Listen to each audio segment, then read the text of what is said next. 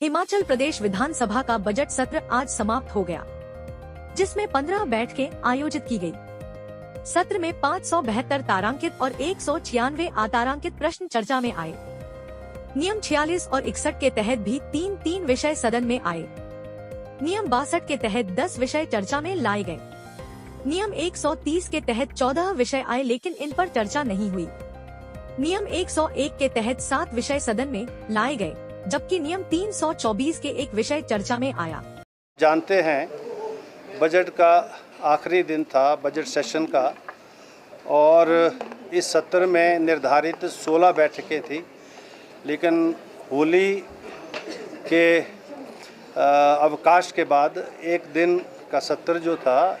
वो रद्द हुआ और 15 बैठकें हुई। इन 15 बैठकों में लगभग 73 घंटे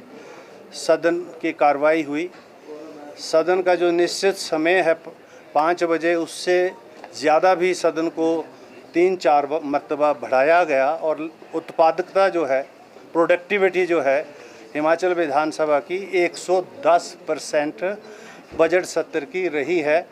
जो देश भर में रिकॉर्ड है। पार्लियामेंट की भी नहीं है और ना किसी अन्य विधानसभा की है, एक्सेप्ट फॉर केरला, जिसका मैं बोल नहीं सकता, अभी सत्र उसका समापन नहीं हुआ। हमें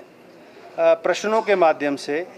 स्टार्ट क्वेश्चन के माध्यम से, अनस्टार्ट क्वेश्चन के माध्यम से लगभग 1134 सूचनाएं प्राप्त हुई थी, और अंदर जो डिस्कशन में लगभग 950 के करीब वो डिस्कस भी हुई, और जितने भी प्रश्न, चाहे वो स्टार्ट थे चाहे अनस्टार्ट थे, लिखित थे, उन सब की सूचनाएं, जिन मान्य सदस्यों ने वो सूचनाएं चाही थी, उनको हमने जो है प्राप्त करवाई, और हर मान्य सदस्य को पर्याप्त समय दिया गया अपनी बात को रखने के लिए। सदन के नेता माननीय मुख्यमंत्री होते हैं, जैसा आप जानते हैं, उनको जो समय जो दरकार था, सरकार को जितना समय चाहिए वो भी दिया गया, और प्रतिपक्ष को भी उतना समय दिया गया, ताकि जो विषय सरकार के द्वारा उठाए गए उनके ऊपर उनका दृष्टिकोण भी आ सके। सभी सामान्य सदस्यों को, विशेष रूप से जो हमारे फर्स्ट टर्म के विधायक हैं, और मुझे ये कहते हुए प्रसन्नता भी हो रही है कि इन 2 सालों में यहाँ चूँकि समय हम देते हैं, सत्र हम जो है अच्छा चलाते हैं, लॉन्ग सिटिंग्स होती हैं, तो वो जो चुने हुए प्रतिनिधि हैं उनको एक्सपीरियंस होता है कि किस प्रकार से अपनी बात जो है रखनी है। और आज वो बाहर बहुत सारे संस्थानों में जाते हैं, जैसे MIT के कन्वेंशन हुए उसमें गए, अभी USA में एक कन्वेंशन हुई उसमें भी गए थे, अभी भी एक इंग्लैंड में हो रही है उसमें भी बुलाया गया 15 विधायकों को, और USA में भी एक और कन्वेंशन हो रही है जो हमारे समय में नहीं होती थी जब हम विधायक थे। तो एक एक्सपोज़र मिल रहा है, और उस एक्सपोज़र और यहाँ जो इनको ट्रेनिंग मिलती है, इसके माध्यम से हमको ये जानकारी और जो है बहुत सेटिस्फेक्शन मिलती है कि वहाँ जब ये अपने विचारों को रखते हैं तो उसमें प्रदेश के जो मसले हैं उनको विशेष रूप से, और देश भर के जो विषय हैं उनके ऊपर अपने विचारों की अभिव्यक्ति करते हैं। और शून्यकाल जैसे मैंने शुरू किया था, जैसे आपको मालूम है, और उसमें जो विषय नहीं उठ पाए, हमने इजाज़त दी सभी सामान्य सदस्यों को, और अब शून्यकाल को मैं नियमों के अंदर शामिल कर रहा हूँ, और शून्यकाल के माध्यम से जो भी सूचनाएं जो प्राप्त हुई और उत्तर जो प्राप्त हुए, उसके ऊपर क्या कार्रवाई विभागों के द्वारा हुई, इसको भी हम सुनिश्चित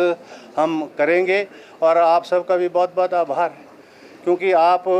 यहाँ की एक एक मिनट की खबर जो है हिमाचल प्रदेश की जनता तक आप सब ने पहुँचाई, चाहे वो प्रिंट मीडिया था, चाहे वो इलेक्ट्रॉनिक मीडिया था। और मैं ये समझता हूँ आप एक बहुत बड़ा माध्यम है, क्योंकि सदन के अंदर चर्चा के माध्यम से, ई-मॉड्यूल के माध्यम से वही लोग जो उसमें इंटरेस्ट रखते हैं वही वहाँ तक सीमित होते हैं, लेकिन जन जन तक आवाज़ पहुँचे उसके लिए सोशल मीडिया के माध्यम से, इलेक्ट्रॉनिक मीडिया के माध्यम से और प्रिंट मीडिया के माध्यम से आपने यहाँ की सारी चर्चा को हिमाचल प्रदेश के जन जन तक पहुँचाया। आप सबका भी बहुत बहुत आभार, धन्यवाद, थैंक यू।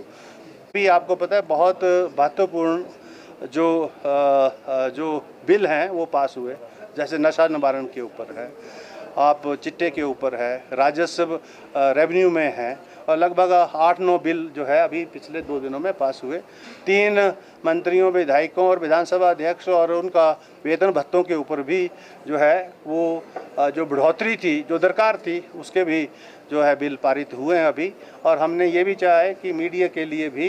हरियाणा की तर्ज पर ऐसी व्यवस्था बने ताकि मीडिया के साथियों को भी जो है एक